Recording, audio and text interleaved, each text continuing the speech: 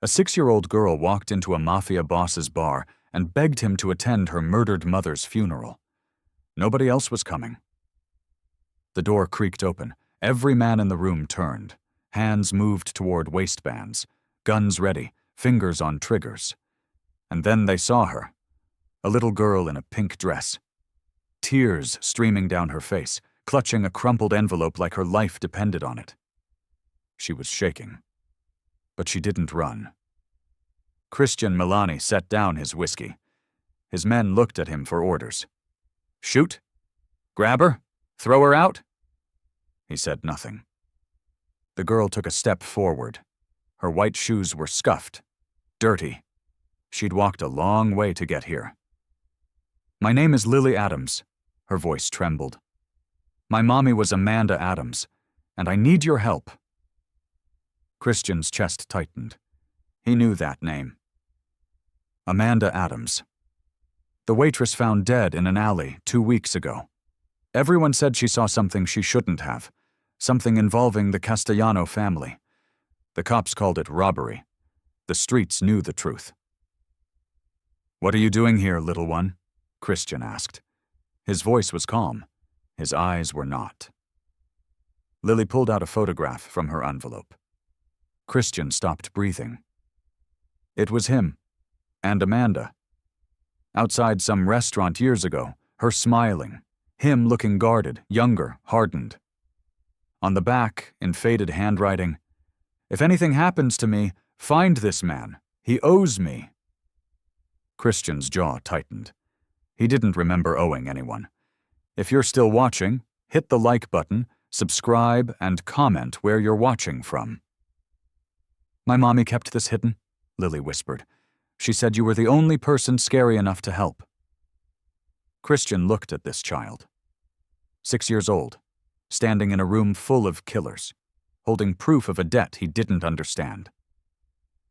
Help you with what? Lily's lip quivered. My mommy's funeral is Saturday. Nobody's coming. The room went cold. The bad people who hurt her, Lily continued. They told everyone. If anyone shows up, they'll hurt them too. She wiped her nose with the back of her hand. The funeral home called. Only 2 people signed up. The priest and me. Her voice cracked. My mommy was good. She helped people even when she was scared, and now she's going to be buried with nobody there, just me. Christian felt something shift in his chest.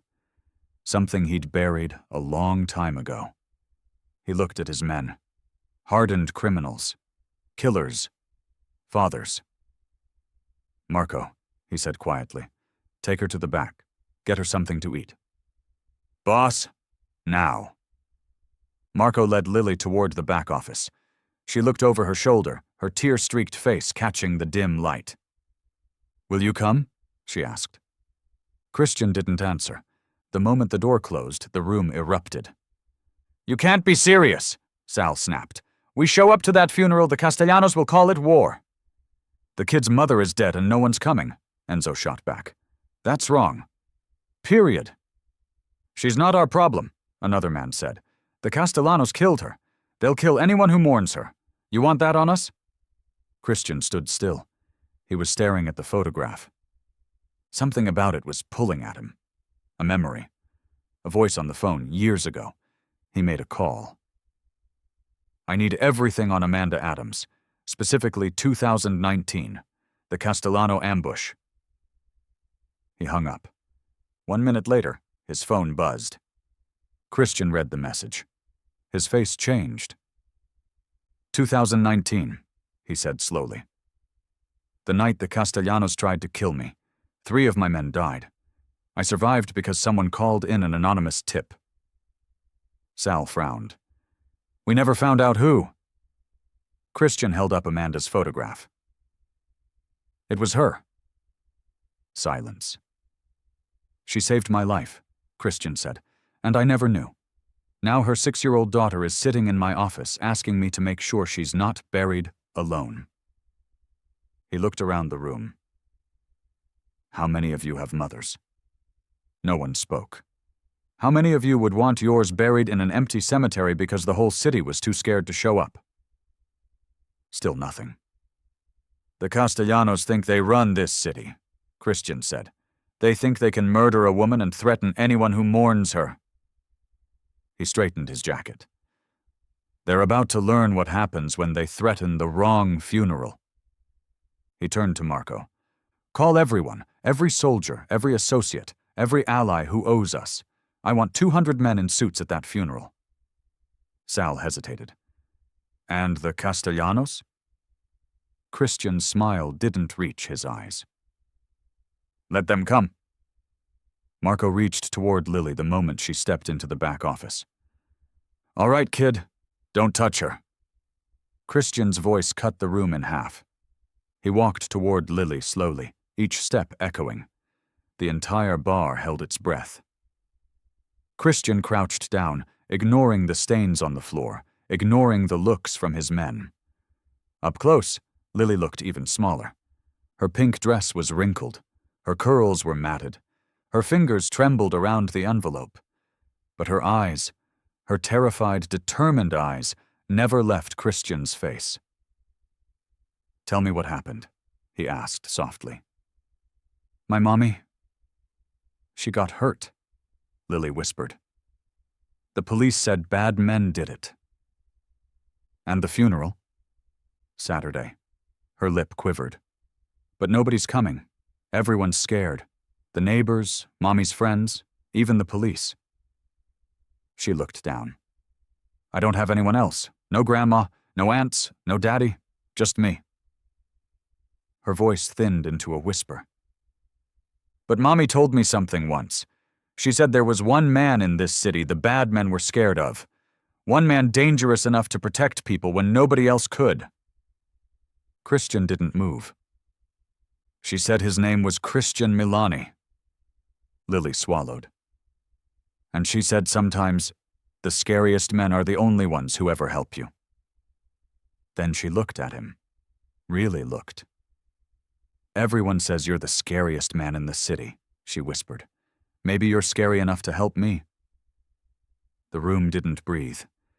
Christian stared at her, and a crack, small but undeniable, opened in the stone wall around his heart. And the war began in that crack. Christian held out his hand. Give me the envelope. Lily hesitated. Her fingers tightened around it. This was all she had left of her mother, the last thing Amanda had given her. I'll give it back, Christian said quietly. I promise. Something in his voice made her believe him. Slowly, she placed the crumpled envelope in his palm. Christian stood up. He turned it over in his hands. It was worn, stained.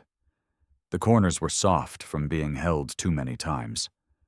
On the front, in careful handwriting, for Lily, when you need help. He opened it. The first thing he pulled out was a photograph. Christian's breath caught. It was old, faded at the edges, maybe 5 or 6 years. A woman standing next to a man outside a restaurant.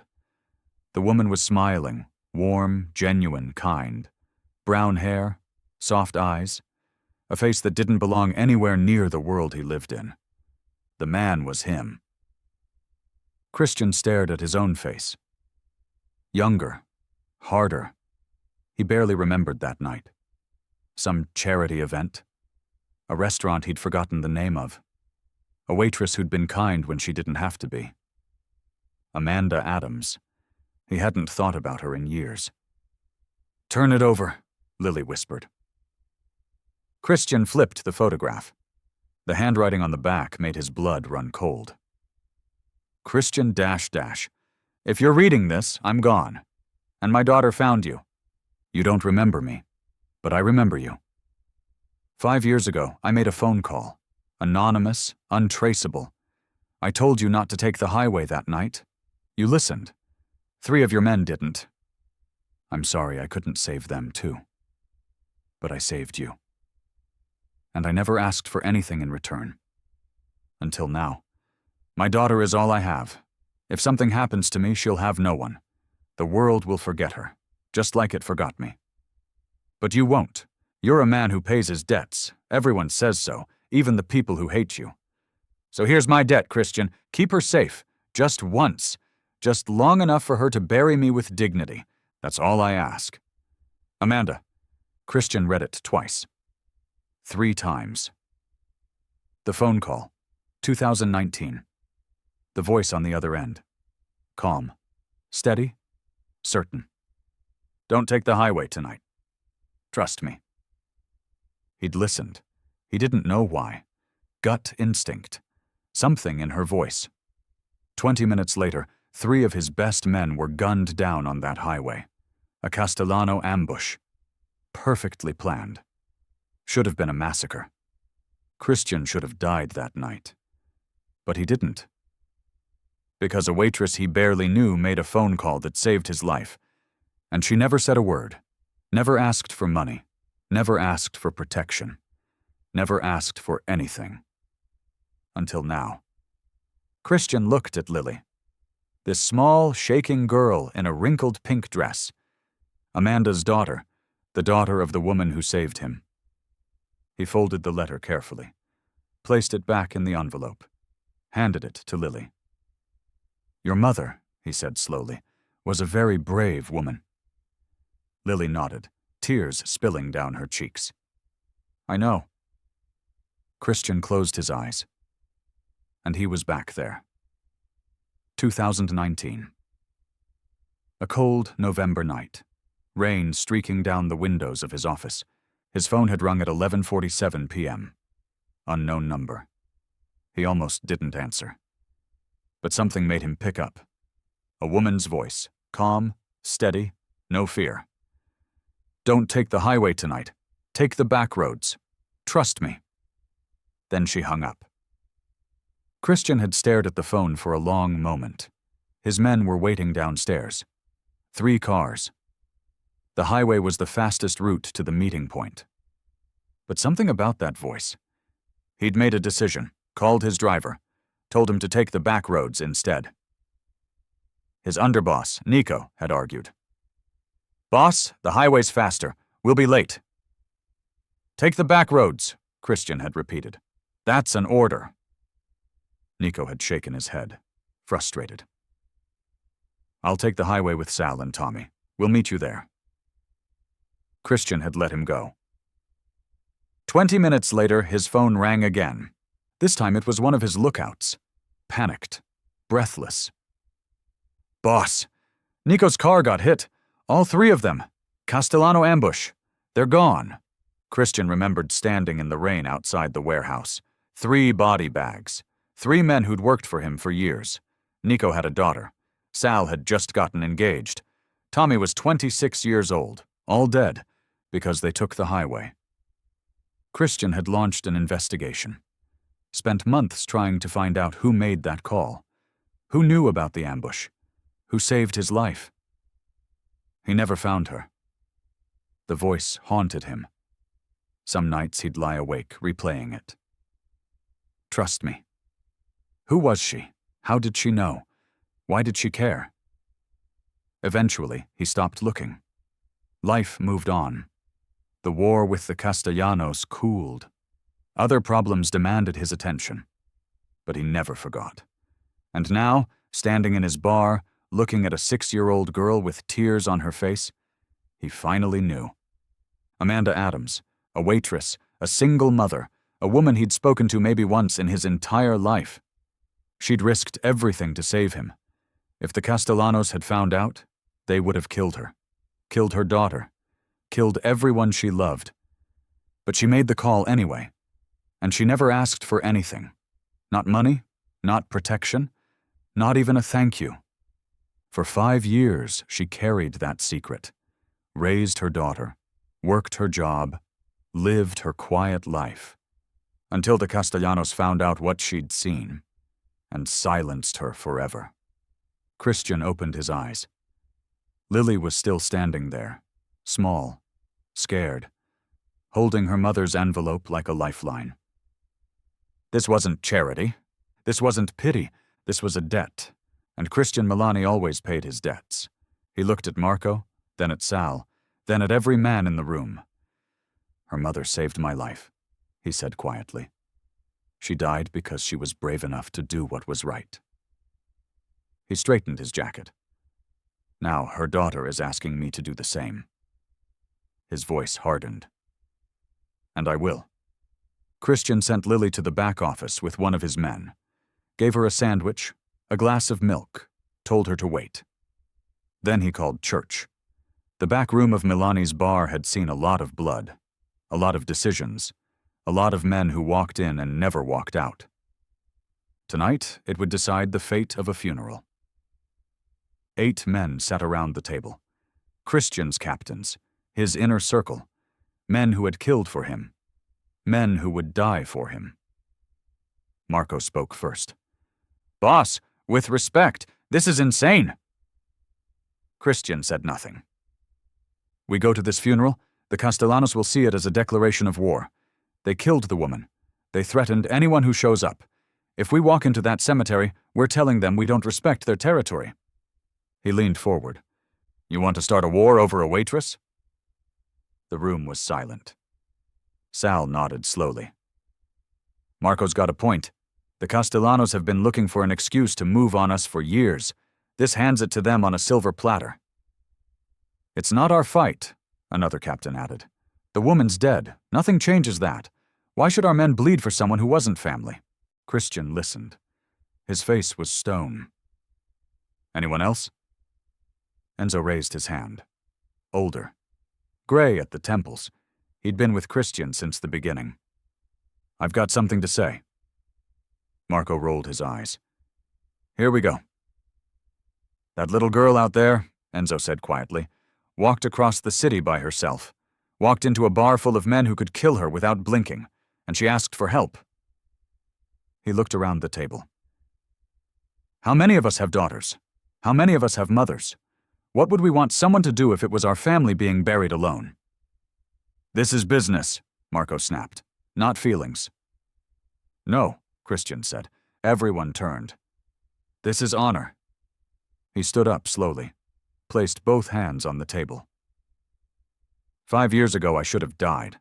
The Castellanos had an ambush waiting for me on the highway. 3 of our men drove into it. Nico, Sal, Tommy, all dead. His voice was ice. I survived because someone made a phone call, anonymous, untraceable, a woman's voice telling me to take the back roads. He looked at Marco. "That woman was Amanda Adams, the waitress you don't want to start a war over." Marco's face went pale. "She saved my life, never asked for a thing, and now she's dead, murdered by the same family that tried to kill me." Christian's eyes swept the room. "Her daughter is sitting in my office with nobody left in the world, and she's asking me to make sure her mother isn't buried alone." He straightened. "So I'm asking you, if someone saved your life, what would you do?" Silence. "We vote," Christian said, "all in favor of attending the funeral." One by one, every hand in the room went up, even Marco's. Word spread fast. By Thursday morning, every crime family in the city knew. Christian Milani was attending a funeral. Not just attending, he was making a statement. The Castellanos had killed a woman, threatened to murder anyone who mourned her, and now the most dangerous man in the city was calling their bluff. People started talking. At first it was whispers, in back rooms, in barber shops, in the quiet corners of restaurants where men discussed things that never made the news. "Did you hear? Milani's going to war over a waitress. Not a waitress, a woman who saved his life. The Castellanos won't let this slide, then let them try to stop him."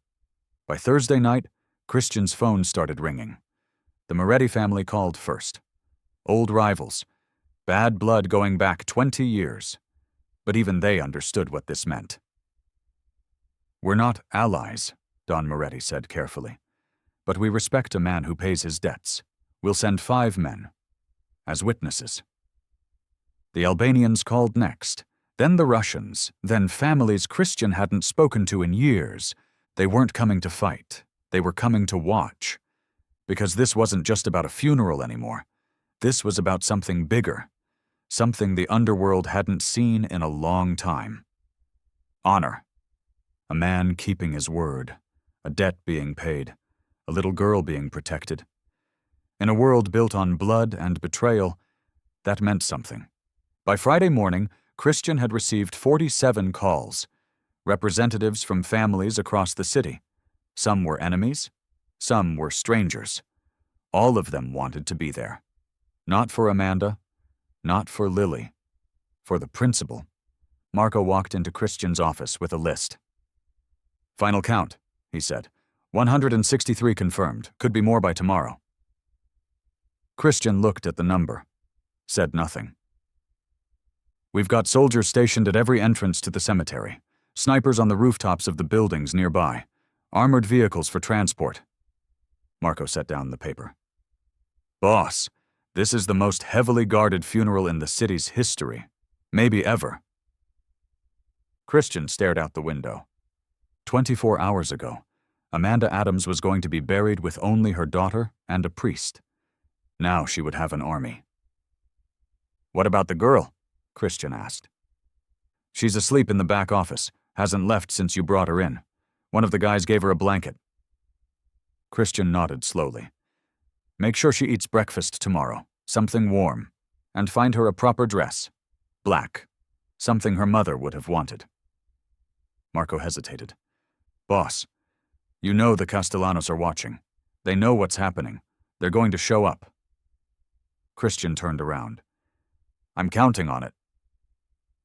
His eyes were cold, calm, the eyes of a man who had already decided how this would end. "Let them come to that cemetery tomorrow. Let them see what happens when they threaten the wrong family." He straightened his cuffs. "The city is about to remember why they fear the Milani name." Saturday morning, 9:47 a.m. The funeral director had been running services for 32 years. He'd seen everything. Mob funerals, police funerals, funerals where nobody showed up at all. He had never seen anything like this. The first black SUV arrived at 9:15, then another, then another, then a convoy that stretched 3 blocks down the street. Men in black suits stepped out, one after another, faces hard, eyes sharp, hands clasped in front of them. They filed into the parlor in silence, filled every seat, lined the walls, stood in the back 3 rows deep. The funeral director counted them as they entered. 50, 75, 100, 125. He stopped counting at 150. His hands were shaking when Christian Milani walked through the door. The room parted. Men stepped aside without a word. Christian moved through them like a king through his court. And beside him, holding his hand, was Lily. She was wearing a new black dress, simple, elegant. Her hair was brushed, her face was clean, but her eyes were still red from crying. Christian led her to the front row, sat down beside her. His men filled the rows behind them. The funeral director approached on trembling legs. "Mr. Milani, we weren't expecting—" "Begin the service," Christian said quietly. The director nodded, hurried to the front, gestured for the priest. Father Michael had been warned that morning, told to expect visitors. He hadn't understood what that meant until now. He looked out at the sea of black suits, killers, criminals, men who had done terrible things, all here to honor a waitress. He cleared his throat. "We are gathered here today to celebrate the life of Amanda Rose Adams." The eulogy was simple, beautiful. It spoke of a woman who worked hard, loved her daughter, never complained, never asked for help. Lily sat perfectly still. Christian's hand rested on her shoulder. When Father Michael finished, he looked at Lily. "Would you like to say something, child?" The room held its breath. Lily stood up slowly. She walked to the front, turned to face the crowd. 150 men in black suits staring at a 6-year-old girl. She took a shaky breath. "My mommy was brave." Her voice was small but clear. She worked really hard, sometimes 2 jobs. She was always tired, but she never said so. A tear slipped down her cheek. She helped people, even when she was scared, even when it was dangerous. She looked at Christian. She saved someone's life once. She never told me, but I know now. She wiped her eyes. I miss her so much. Every day. But I'm not going to be scared like everyone else. Her chin lifted. My mommy was brave, and I want to be like her. Silence. Then Christian Milani stood and began to clap. 150 men followed. The sound filled the room like thunder, and Lily, for the first time in weeks, smiled. The hearse pulled out of the funeral home at exactly 11 a.m. Behind it, a convoy of black SUVs stretched for nearly a mile. Engines rumbling, windows tinted, every vehicle carrying men who would kill without hesitation. Christian's car was directly behind the hearse. Lily sat beside him. Her small hands folded in her lap, her eyes fixed on the back of the vehicle carrying her mother. She hadn't spoken since her speech, but she wasn't crying anymore. The convoy moved slowly through the city streets, a funeral procession unlike anything this city had ever seen. People stopped on the sidewalks, stared, pointed, pulled out their phones. A shopkeeper stepped out of his store, mouth hanging open. A mother pulled her children close, watching the endless stream of black vehicles roll past. An old man on a bench removed his hat and held it to his chest. They didn't know who was being buried. They didn't know why, but they knew power when they saw it. And this was power. Traffic cops cleared every intersection, not because they were asked, because they understood. You don't stop a funeral like this. You get out of the way. The convoy snaked through downtown, past the courthouse, past the police station, past the very alley where Amanda Adams had taken her last breath. Christian watched Lily as they passed it. Her eyes flickered, her jaw tightened, but she said nothing. Brave. Just like her mother. 6 blocks behind the procession, a gray sedan kept its distance. Inside, 2 men watched through binoculars. Count them, the driver said. I've been counting. At least 40 vehicles, maybe more. The driver cursed under his breath, pulled out his phone, made a call. Boss, it's worse than we thought. On the other end, Victor Castellano listened in silence. Milani brought everyone. I'm seeing soldiers from at least 5 different families. Russians, Albanians, even the Morettis. A pause. What do you want us to do? Victor's voice was ice. Stay on them. Track them to the cemetery and call the others. Boss, there's over 100 men in that convoy, maybe more. If we hit them now. I said call the others. The line went dead. The driver looked at his partner. He's really going to do this. The Castellanos don't back down. You know that. This isn't backing down. This is suicide. The partner shrugged.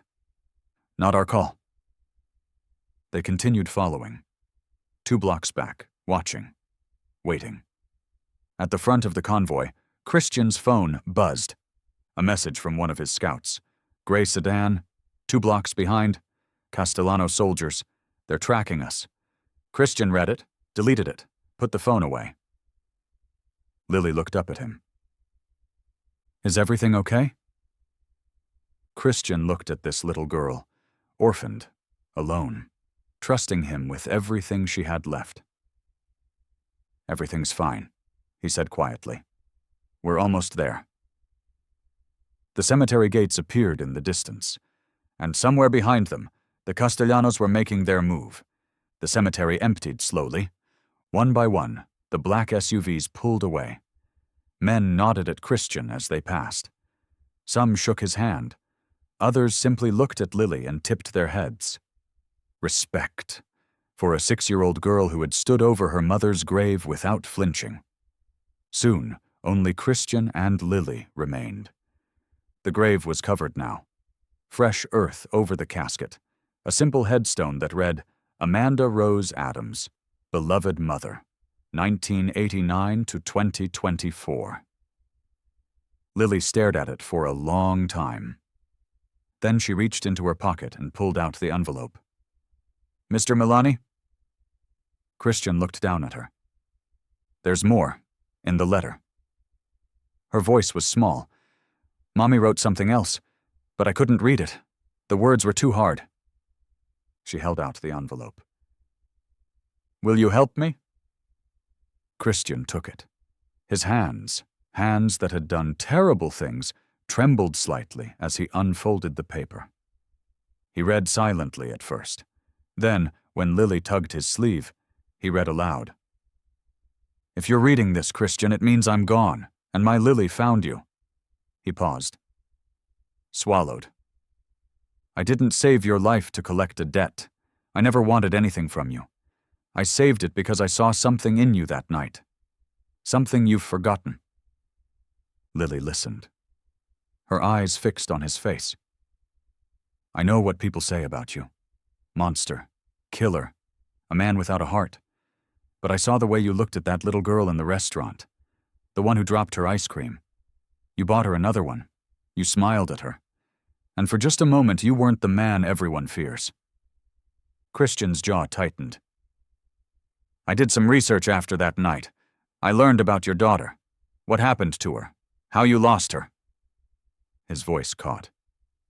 You lost a daughter once, Christian. Now you can save one. He stopped reading. The words blurred. Please. Give Lily the life I couldn't. Not because you owe me, but because you're more than what they say you are. I believe that. I always did. Amanda. Silence. Christian folded the letter carefully, placed it back in the envelope, handed it to Lily. She clutched it to her chest. What did she mean? Lily asked quietly. About your daughter? Christian looked at this little girl. Curly brown hair, tear-streaked face. Brave enough to walk into a room full of killers and ask for help.